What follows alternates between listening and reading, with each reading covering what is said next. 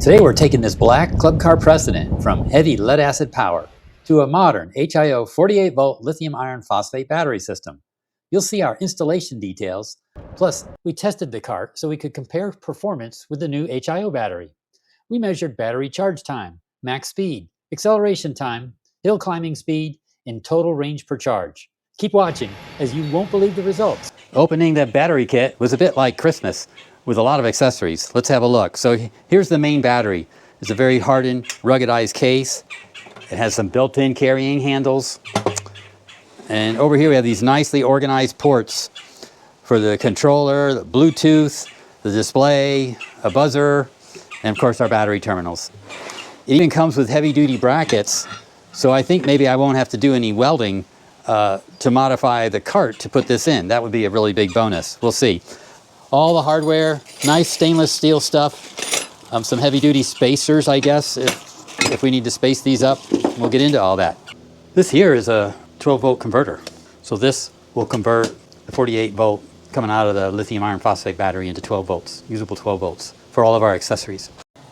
Here we have an on-off switch, probably for the whole system. Here we have our battery charger. It's a nice compact, fairly lightweight, has places to bolt it on in place. It has its own cooling fan, which is kind of neat. Standard 120 volt input. We're going to be plugging this into our solar power generator and charge this battery up on solar.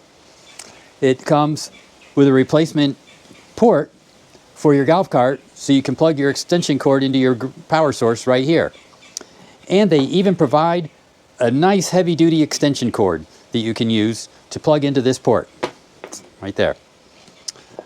Some other cool features. We have a power meter for the battery, and what I really like about this is it comes with its mounting bracket.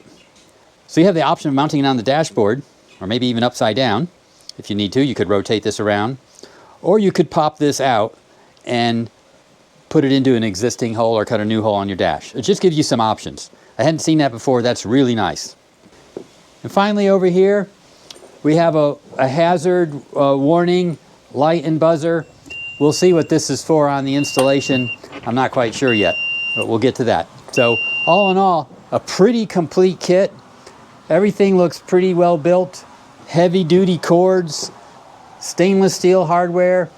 This battery bracket is super thick. Not gonna bend that.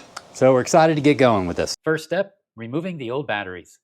Always turn off your run tow switch before working on your cart. We removed the old battery cables as well as the battery tie-down brackets. We lifted out and weighed the 6 8-volt lead-acid batteries, which were 65 pounds apiece. That's a total of 390 pounds. We vacuumed out the battery compartment and removed the single screw securing the electronics housing. Attached to the back of the housing is the Curtis controller and the solenoid. We removed the primary battery cables to clean them up. There's a piece of sandpaper. This is fine grit. Well, it's 120 grit. Look at that shine. Right? We then reattached the charging cables to the lugs they came off of. Next, we disconnected and removed the old charging port. This required us to remove the front kick panel under the driver's seat and then remove the retaining screws on the port and pull the unit out towards the front. Out we go. Okay, we have one bracket mounted with 2 screws. I'll probably put in a third. Now we're putting in the second bracket. It's going to go right in here. Got to get the exact right distance across. But they provided these nice J hooks, which can wrap down around this support rod for the batteries compartment. Come up and hook on. So we're going to see how that looks. We measured and test fit the battery a few times to get the correct separation so that the support bracket mounting holes lined up perfectly with the corresponding screw slots on the battery. Once we had perfect alignment, we finished bolting the support brackets to the bottom of the cart tray. Yeah. Yeah, they're really tight. We're quite happy with the results, and the new HIO 48-volt lithium iron phosphate battery dropped right in, just 65 pounds. That's a massive 325 pounds lighter than the old lead acid set. We secured the battery with the provided stainless steel hardware. 26 and flash 26. Here's the panel we took off. The charger port was right here, and I think we're just going to be able to screw that on something like this. Maybe 2 screws will go into this panel, and these 2 screws will go into the body of the car. Okay, this new power port installed right over the old access hole. I just drilled 4 holes and put in the screws that came with it, and we're good to go. Our HIO battery charger has an indicator light for whether it's full or charging. I want that to be visible, and I want this to be out of the way, so I'm going to mount this right over here. It gives us plenty of room to plug into our charging port, and this will go right on over to the battery, which will be on the other side. We used some self-tapping screws to mount the charger to the back of the battery compartment. We were so excited to find that the new battery charged 3 times faster than the old lead acids. It only took a few screws to remove the instrument panel, and the HIO power meter nicely fit right into the hole from the original battery indicator.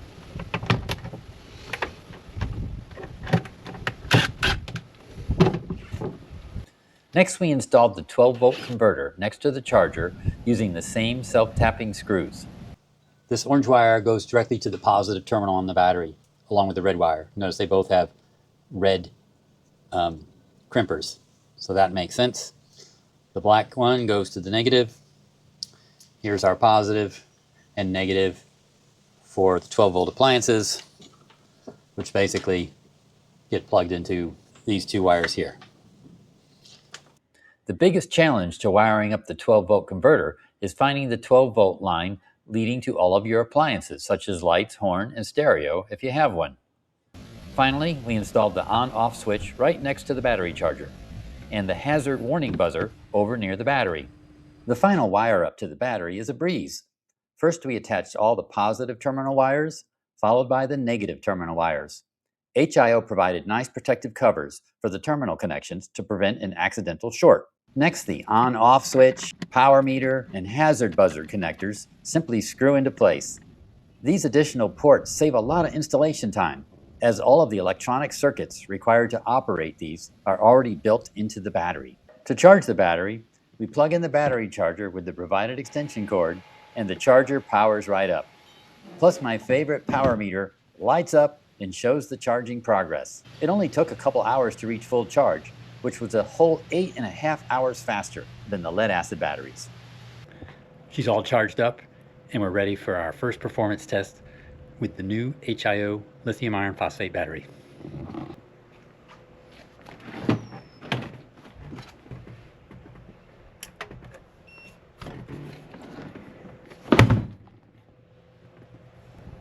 One of the biggest differences we noticed right away is voltage stability.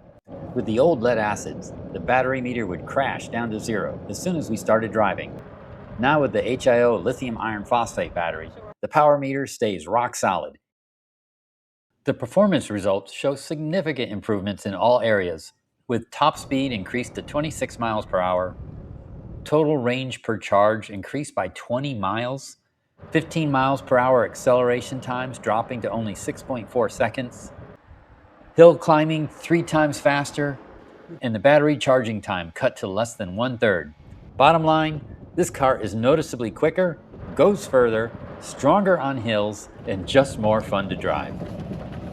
We also added a few nice upgrades to go with the new battery system.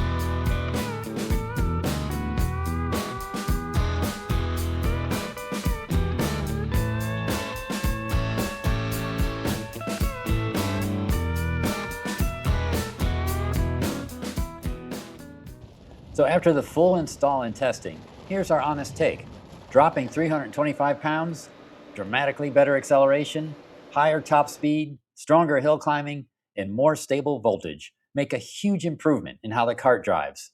Right now, we're charging this cart using our solar power system, but we're already planning to make it even more self-sufficient with a solar panel on the roof. If you have any ideas for that, drop them in the comments along with any questions you may have. Thank you for watching. Here at EcoHabs for Earth, we're passionate about sustainable living, renewable energy, and practical ways to reduce our environmental impact. Check out more of our projects and resources on our website. Thanks again, and we'll see you in the next one.